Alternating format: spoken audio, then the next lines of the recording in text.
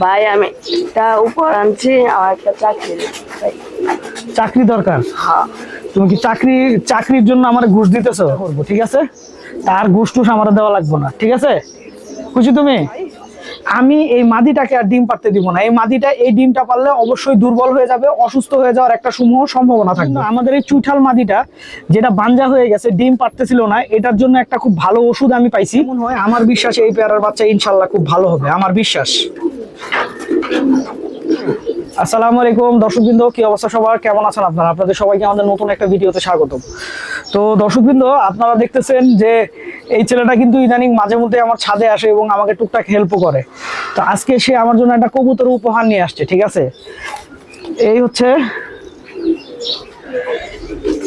কবুতরটা, ঠিক আছে? এই কবুতরটা সে আমার জন্য উপহার নিয়ে আসছে।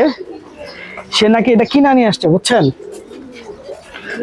তো তোমার এই কবুতর উপহার আনার কারণ কি? ভাই আমি একটা উপর আনছি, আমার একটা চাকরি ভাই। চাকরি দরকার? হ্যাঁ। তুমি কি চাকরির জন্য আমার ঘুষ দিতেছো? হ্যাঁ, তাইলে এটা কি? এটা ঘুষই হইলো? ঘুষ না। এটা ঘুষ না, তাহলে এটা কি উপহার? আসলে ও আমার এখানে চাকরি করতে চাইতেছে। এই চাকরির জন্য সে মনে করেন আমার অনেকবার বলছেও। তো এখন ব্যাপারটা হচ্ছে, আপনারাই বলেন যে ও একটা ছোট মানুষকে কি কখনো চাকরিতে রাখা যায় বলেন? এখন ব্যাপারটা হচ্ছে, তোমার এই সময়টা হচ্ছে পড়াশোনা করার সময়। কিসের সময়? পড়াশোনা করার সময়। তো আমি মাথায় রাখলাম তোমার ব্যাপারটা। যদি এমন কোনো ব্যবস্থা হয় যে তোমার পড়াশোনাও করাইতে পারবো, প্লাস মনে করো তুমি ছাদেও সময় দিলা, তা আমি এরকম একটা কিছু করার চেষ্টা করব, ঠিক আছে? তার ঘুষ টুস আমার দেওয়া লাগবে না, ঠিক আছে? খুশি তুমি? ও কিন্তু দেশের বাড়িতে কবুতর পালতো, ঠিক আছে? ওর দেশের বাড়িতে অনেক কবুতর আছে। তো দেশের বাড়িতে কয়টা কবুতর আছে? 20 জোড়া আছে আগে। 20 জোড়া ছিল, এখন কয়টা আছে?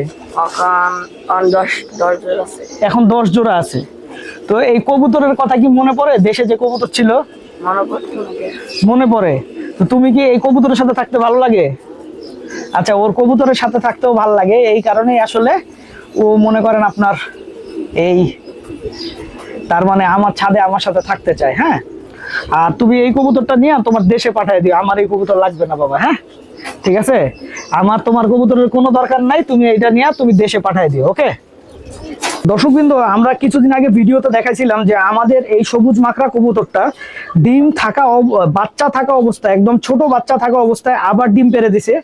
তো আমি এখন যেই কাজটা করব সেটা হচ্ছে যে আমি সবুজ মাকড়া কবুতরটার জোড়াটা ভেঙে দিব, মাদিটা সরাইয়ে ফেলবো, ঠিক আছে?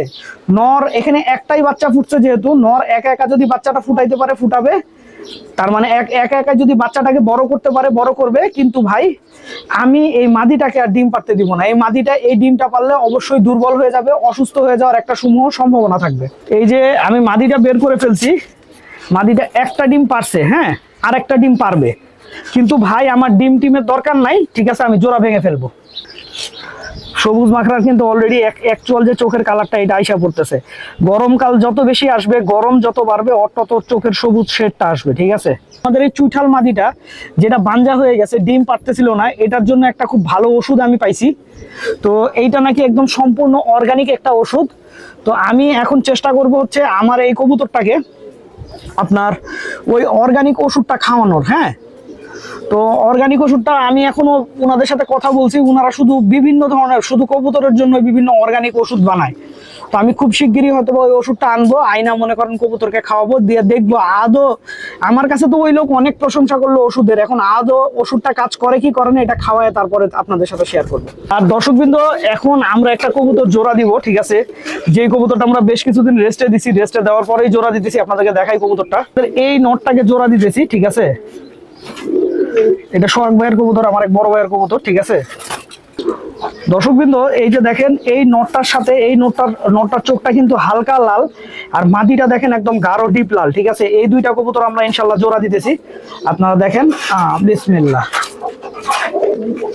এই মাদিটা আমরা নিয়ে আসছি অনেকদিন হয়, কিন্তু এখনো জোড়া দেই নাই। এই ফার্স্ট হচ্ছে আমি পেয়ার করলাম। হ্যাঁ,